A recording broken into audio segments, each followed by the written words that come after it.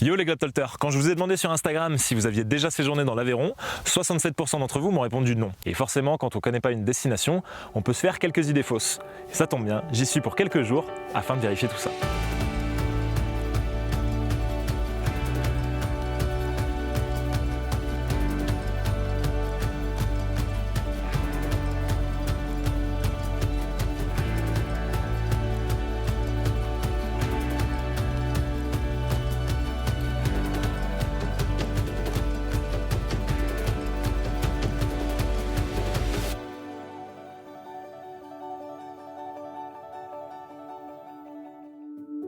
L'Aveyron est un département du sud de la France, situé en région Occitanie. Il tire son nom de la rivière qui le traverse. Avec une superficie de 8735 km², il s'agit du 5e plus grand département de France métropolitaine. Comptant moins de 300 000 habitants, il paraît donc normal qu'il se classe parmi les 15 départements les moins densément peuplés du pays. De par sa position, l'Aveyron est au même titre que son voisin de la Lozère, que vous pouvez d'ailleurs découvrir dans l'épisode précédent, pourrait donner l'impression d'être une sorte d'Auvergnat à l'accent méridional.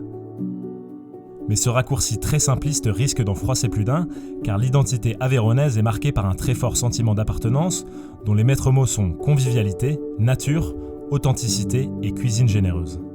Mais justement, la gastronomie aveyronnaise a-t-elle autre chose à offrir que son fameux aligot ?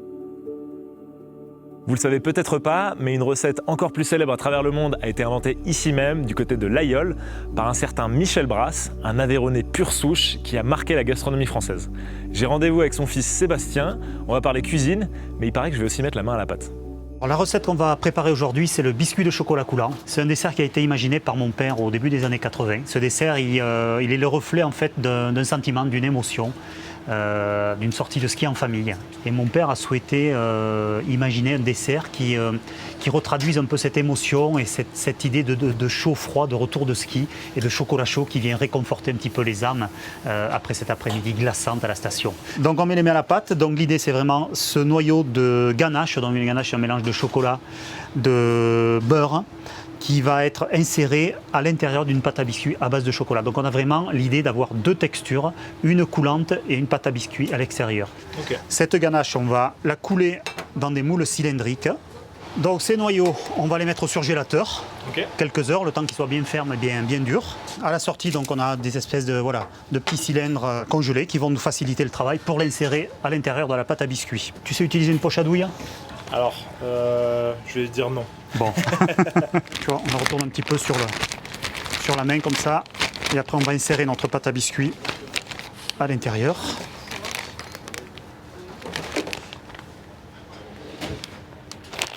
Après l'étape après, je sais à peu près faire. Tu sais faire ? Allez, tu me chasses toutes les bulles d'air là. Alors, comme ça. Tu fais un quart de tour là, tu vois, tu visses un petit peu pour... voilà, impeccable. Donc là, l'idée, c'est de déposer un peu de pâte à biscuits au fond du moule. Ensuite, on va insérer le noyau et on va finir en remettant un petit peu de pâte à biscuits à la fin. Donc là, le mouvement, ça, c'est l'étape la plus délicate, je pense. Ouais. Parce que, voilà, il faut comprendre qu'il nous faut bien centrer le noyau à l'intérieur de la pâte à biscuits. On le pique un petit peu plein cœur. Ouais. Et ensuite, on va l'insérer en faisant attention à ce qu'il soit bien vertical. Et on va le pousser délicatement et garder environ un demi-centimètre. Et là, ensuite, avec la pâte à biscuits, on va finir de remplir.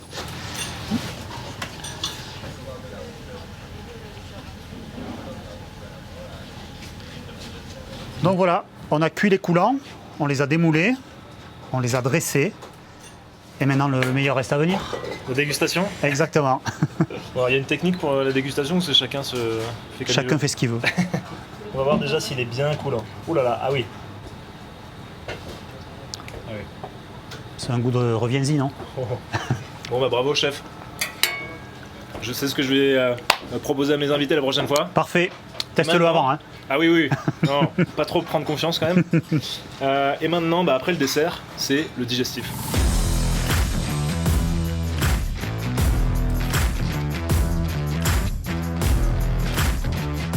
C'est deux amis à la base qui avaient l'habitude de réveillonner sur l'Aubrac et lors d'un réveillon, ils avaient un petit peu trop bu, ils se sont dit on va fonder une distillerie sur l'Aubrac et ils ont fait appel à 10 amis à eux, donc ce qui a formé un groupe de 12, donc c'est pour ça que ça s'appelle 12. Ils se sont lancés dans l'aventure en 2014 en rachetant l'ancien presbytère qui était à l'abandon et ils l'ont repris pour faire la distillerie à l'intérieur. Le projet de base, c'était de faire un produit 100% aveyronais en utilisant l'orge locale de la région Occitanie, l'eau de l'Aïol, et toute la production se fait 100% à l'Aïol, dans l'ancien presbytère du village, et le vieillissement se fait dans le couvent. On ne mange pas que de l'aligot, on a plein d'autres choses, notamment le fromage de l'Aïol qui est fabriqué dans le village. On a aussi des spécialités régionales que les grands-mères aiment bien cuisiner, notamment les farsous, notre propre viande, la rétortillate, la truffade, voilà, ça aussi, on a aussi ces spécialités-là. Mais ce n'est pas tout. En Aveyron, on fait également des burgers assez particuliers. Le Black Flambadou, c'est un burger qui est black comme son nom le porte et qui est flambé au capucin. Donc il est noir parce qu'en fait on a voulu rendre hommage à Pierre Soulages qui a eu 100 ans l'an dernier. C'est l'année où j'ai fait la finale de la Coupe de France de burger. Okay. Et voilà, donc j'ai été élu coup de cœur du public. Du coup, pour rendre hommage un petit peu aux anciens, à la ruralité, on utilise un flambadou. Voilà, le flambadou, qu'est-ce que c'est? C'est un entonnoir en fer qu'on va chauffer très très fort, que normalement on chauffe dans une cheminée, dans la braise. Une fois qu'il est bien rouge, qu'il est bien chaud, on va y introduire du lard et ça va automatiquement flamber et ça va arroser le steak haché, ça va finir de le cuire et ça va y donner un goût de lard fumé qui est un peu différent des autres burgers et qui est très sympa, quoi. Après, on met une sauce gribiche, c'est une mayonnaise qui est montée à base de moutarde à l'ancienne. On y rajoute des échalotes, du vinaigre blanc, de la ciboulette, du persil. Voilà, tout un tas de petites choses qui amènent un petit peu de peps au burger. Un confit d'oignon au vinaigre balsamique et une tome de brebis qui est faite à côté de chez moi par des amis d'enfance. Donc voilà, c'est une tome ça s'appelle le Vézou, ça porte le nom de notre terroir. Voilà, c'est tout cet hommage à l'Aveyron et aux gens que je connais aussi. Je trouve que c'est vachement important. Et voilà, la viande steak haché au braque, voilà, parce qu'on est chauvin quand même, donc ouais, on n'a pas le choix. Hein. Je te laisse ça. J'y vais, je prends lequel? Ah, vas-y, prends celui-là, allez. Allez. Ah, fais-toi plaisir, c'est bien juteux là, c'est bien. Hein. Là, t'as les saveurs. Là, t'as la viande, la sauce. Voilà. T'as vu le côté fumé un peu? Je vais te dire un truc, j'essaye de pas manger trop de viande, mais là, tu me rends pas la tâche facile. When you were playing that record, what were you thinking?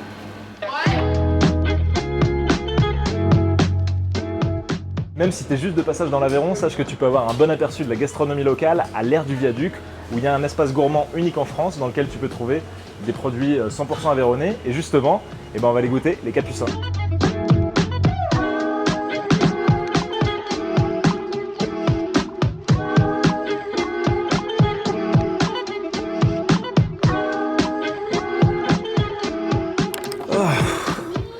Vous l'aurez compris, l'Aveyron n'est vraiment pas la destination idéale si vous envisagez de faire un régime. Mais la vraie question, c'est de savoir si on peut brûler toutes ces calories.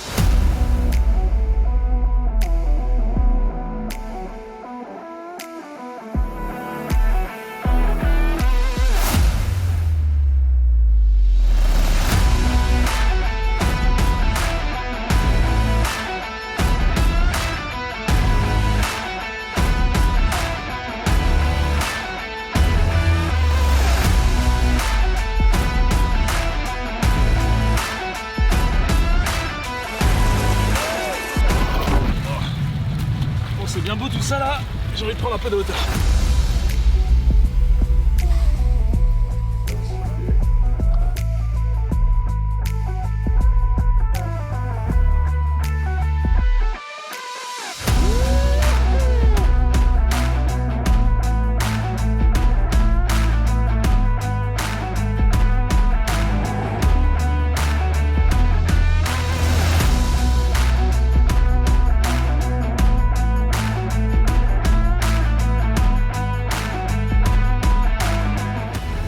Bien joué.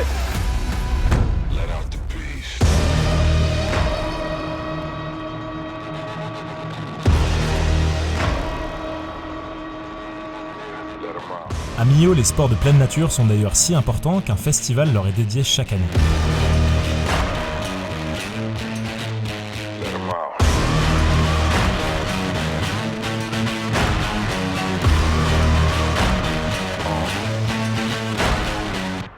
L'association Kong, donc Comité d'organisation des Natural Games, c'est l'association qui est à l'origine de la création de ce festival et elle est installée sur Millau et l'unique mission qu'elle a, c'est l'organisation du festival. Donc le festival des Natural Games se passe toujours sur 4 jours, le dernier week-end du mois de juin. Des compétitions donc, de plusieurs sports différents, surtout des sports outdoor, donc escalade, parapente, kayak, VTT, donc dirt, enduro. Et le soir, des concerts de grande ampleur. On peut avoir à peu près 25 000 personnes le soir pour les concerts.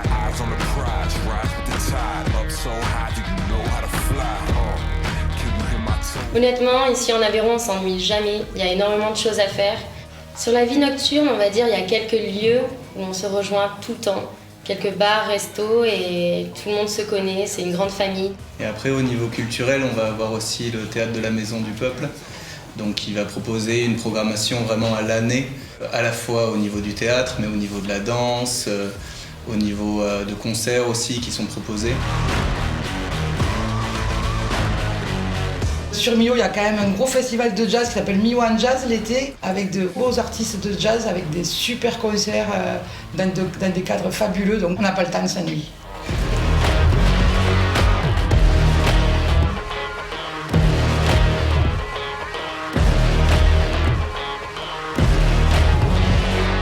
Bon, faire du sport, s'amuser, c'est bien beau tout ça. Mais pour travailler, entreprendre et innover sur le territoire, c'est une autre histoire, non ? Un tiers-lieu, c'est un lieu qui mélange beaucoup de choses, qui accueille beaucoup de choses. Et ici, nous, par exemple, c'est un lieu qui accueille un espace de coworking, un espace plus dédié au service public, à la médiation culturelle, numérique. On accueille aussi des résidences artistiques, des séminaires, des formations.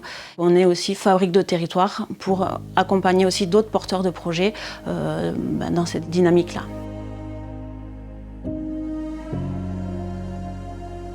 Je pense que l'Aveyron a peut-être même un temps d'avance sur la dynamique qu'on est en train de voir émerger un peu partout, parce que c'est un territoire qui a plein de produits locaux de qualité et les circuits courts, voilà, il y avait déjà une présence depuis longtemps. Après, sur l'artisanat, il y a vraiment des compétences très fortes aussi sur notre territoire. Moi, je pense que ouais, l'Aveyron, c'est la place to be, c'est ça ? Comme le démontre le tiers-lieu villageois d'Arvieux, les territoires ruraux peuvent être de formidables espaces pour créer, entreprendre et s'adapter au monde de demain. Bien loin de cette image de campagne morte. Mais en parlant de campagne, il y a quoi à part des champs et des vaches ? Pour être honnête, je ne m'attendais pas à une telle variété de paysages. Nous avons commencé notre découverte du département par l'Aubrac, ce haut plateau volcanique que l'Aveyron partage notamment avec la Lozère.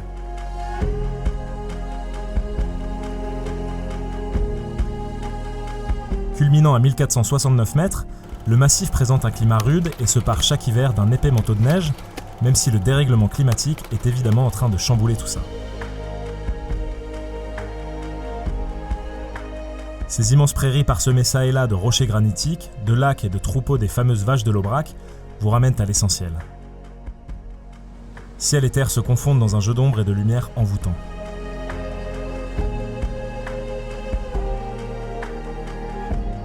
Plus tard, sur la route de Rodez, nous avons pu admirer une extraordinaire curiosité géologique, le canyon de Bozoul. Ce cirque naturel en forme de fer à cheval a été façonné durant des millénaires par l'action érosive des eaux du Dourdou. Plus au sud, non loin de Millau, le causse du Larzac et ses rochers ruiniformes viennent enrichir cette diversité de panoramas.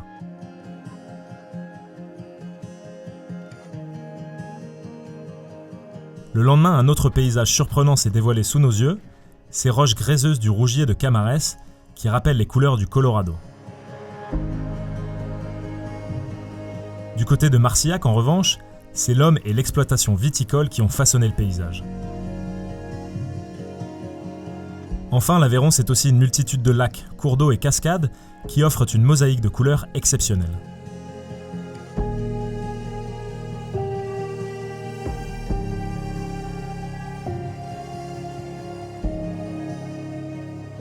De quoi ravir les amoureux de nature donc, mais y a-t-il d'autres choses à voir ?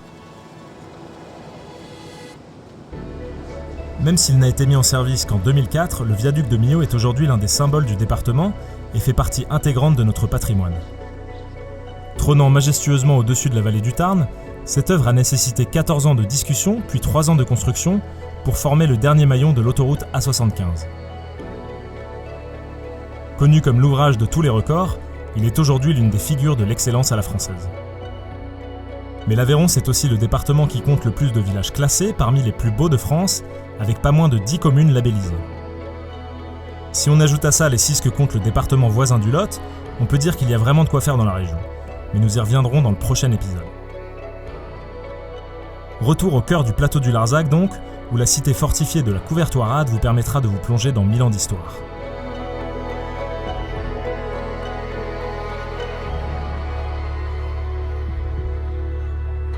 Blotti dans son écrin naturel, le village de Conques et ses ruelles médiévales permettront également une visite hors du temps.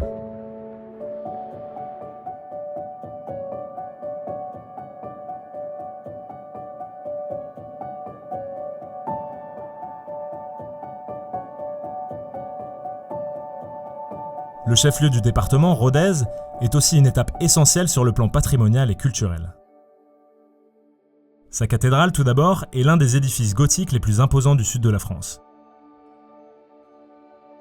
Malgré des travaux engagés en 1277 et achevés 3 siècles plus tard, ce monument constitué de grès rose présente une unité remarquable tant à l'extérieur qu'à l'intérieur.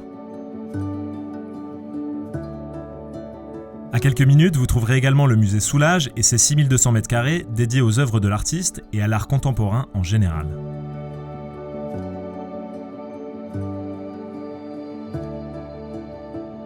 Mais également le musée Fenaille, dédié à l'archéologie et l'histoire du Rouergue, et qui présente notamment la plus importante collection de statues menhirs en Europe.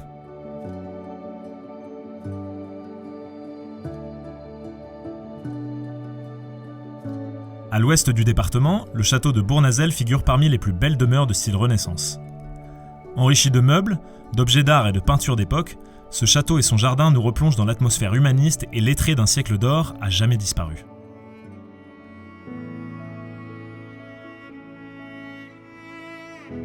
Tout ceci n'est évidemment qu'un avant-goût des nombreuses découvertes à faire en Aveyron, mais en seulement quelques jours, on a traversé une multitude de paysages différents. On a pu s'émerveiller devant un patrimoine culturel extraordinaire. On a fait la rencontre de personnes passionnées, chaleureuses et toujours prêtes à vous faire découvrir leur territoire. Encore une fois, j'ai pu me rendre compte que nos départements ruraux ont énormément de choses à offrir. Donc comme vous l'avez probablement compris, le titre de cette vidéo ne doit pas être pris au premier degré. Parce que le meilleur moyen de se faire son propre avis sur une destination, eh bien, ça reste avant tout d'y aller.